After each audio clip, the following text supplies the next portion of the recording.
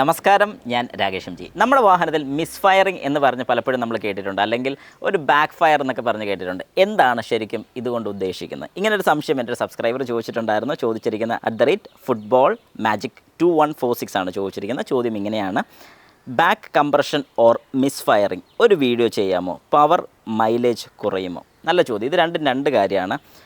Back compression എന്താണ്? Misfiring എന്താണ്?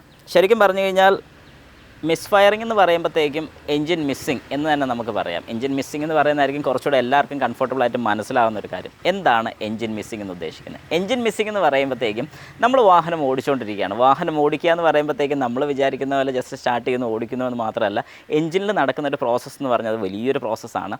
അതായത് എല്ലാ കാര്യങ്ങളും, ഇപ്പോൾ ഒരു വാഹനം എന്ന് പറയുമ്പോൾ ഒരു 3 സിലിണ്ടർ വാഹനം കാണും, 4 സിലിണ്ടർ വാഹനം കാണും, 6 സിലിണ്ടർ വാഹനം കാണും, 8 സിലിണ്ടർ വാഹനം കാണും.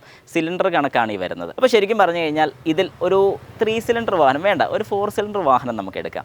ഓരോ സിലിണ്ടറിലും ഫയറിങ് നടക്കുന്നുണ്ട്. ഇതെല്ലാം കൃത്യമായിട്ടുള്ള രീതിക്ക്, അതായത് നമ്മുടെ വാഹനത്തിനകത്തോട്ട് എയറും ഫ്യൂലും കൂടി ഇൻടേക്ക് എടുക്കുന്നുണ്ട്, ഇതിനെ കംപ്രസ് ചെയ്യിക്കുന്നുണ്ട്, ആ കൃത്യസമയത്ത് തന്നെ സ്പാർക്ക് കൊടുക്കുന്നുണ്ട്. ഈ കാര്യങ്ങളെല്ലാം കൃത്യമായിട്ട് ചെയ്യുന്നതിനെയാണ് ഒരു ടൈമിംഗ് എന്ന് നമ്മൾ പറയുന്നത്. അതായത് വാഹനത്തിൻ്റെ ടൈമിംഗ് കൃത്യമായിട്ടുണ്ടെന്നുണ്ടെങ്കിൽ തന്നെ വാഹനം നല്ല സ്മൂത്തായിട്ട് ഓടിക്കാൻ സാധിക്കും. ടൈമിങ്ങിൽ നിന്ന് ഔട്ടായി കഴിഞ്ഞാൽ വാഹനം സ്റ്റാർട്ടാകത്തില്ല, മിസ്സിങ് ഉണ്ടാകും, ഇങ്ങനെ ഒരുപാട് പ്രശ്നങ്ങളുണ്ട്. അപ്പം എങ്ങനെയാണ് ഈ ടൈമിംഗ് ഫോളോ ചെയ്യുന്നതെന്ന് ചോദിച്ചു കഴിഞ്ഞാൽ, കറക്റ്റ് സമയത്ത് സ്പാർക്ക് കൊടുക്കേണ്ട സമയത്ത് സ്പാർക്ക് കൊടുക്കുക, ഫ്യൂൽ കൊടുക്കേണ്ട സമയത്ത് ഫ്യൂൽ കൊടുക്കുക. ഇപ്പോൾ ഇൻ കേസ് ഫ്യൂൽ കൊടുക്കാൻ പറ്റിയില്ല, അല്ലെങ്കിൽ ആ കൊടുക്കുന്ന ഒരു ഇഞ്ചക്ടറിന് എന്തെങ്കിലും ഒരു കംപ്ലയിൻറ്റ് വന്നു നമ്മൾ സങ്കല്പിക്കാം.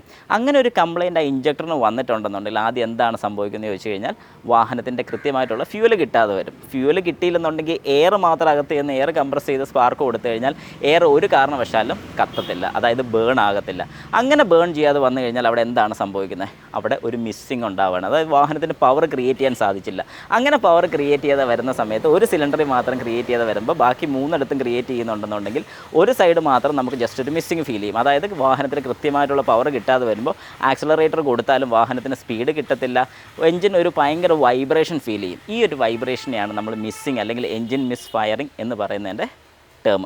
അപ്പോൾ ഇനി അടുത്ത് നമുക്ക് നോക്കാം ബാക്ക് കംപ്രഷൻ അല്ലെങ്കിൽ ബാക്ക് ഫയർ എന്താണ്. ശരിക്കും പറഞ്ഞു കഴിഞ്ഞാൽ ബാക്ക് ഫയർ അല്ലെങ്കിൽ ഒരു ബാക്ക് കംപ്രഷൻ എന്ന് പറഞ്ഞു കഴിഞ്ഞാൽ സംഭവം നമ്മുടെ വാഹനത്തിൻ്റെ എൻജിനകത്ത് വെച്ച് എക്സ്പ്ലോഷൻ നടക്കാൻ വേണ്ടി, അല്ലെങ്കിൽ ഒരു ബേണിങ് നടക്കാൻ വേണ്ടിയിട്ടുള്ള കാര്യം, ബേണിങ് കൃത്യമായിട്ട് നടക്കാതെ എക്സോസ്റ്റ് ആയി കഴിയുമ്പോൾ, അതായത് പുറത്തോട്ട് വന്നു കഴിയുമ്പോൾ ഇത് കത്തുകയാണെന്നുണ്ടെങ്കിൽ അങ്ങനെ കത്തുന്നതിനെയാണ് ബാക്ക് ഫയർ എന്നൊക്കെ പറയുന്നത്. അപ്പോൾ നമുക്ക് ശരിക്കും പറഞ്ഞു കഴിഞ്ഞാൽ പലരും ശ്രദ്ധിച്ചിട്ടുണ്ടായിരിക്കും, പഴയ ബൈക്കുകളിൽ അല്ലെങ്കിൽ ചില വാഹനങ്ങളുടെ പുറമെ നിന്ന് എന്തോ പൊട്ടിത്തെറിക്കുന്ന പോലത്തെ ഒരു ഒച്ച കേൾക്കുന്നത്.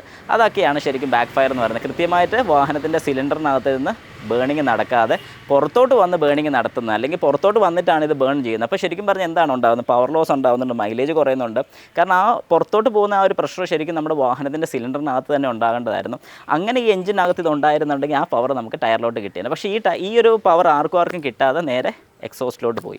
അപ്പോൾ ഇങ്ങനെ പോകുന്നതും ഒരു പ്രശ്നമാണ്. അപ്പോൾ ഈ കാര്യങ്ങളിൽ രണ്ടാണ്.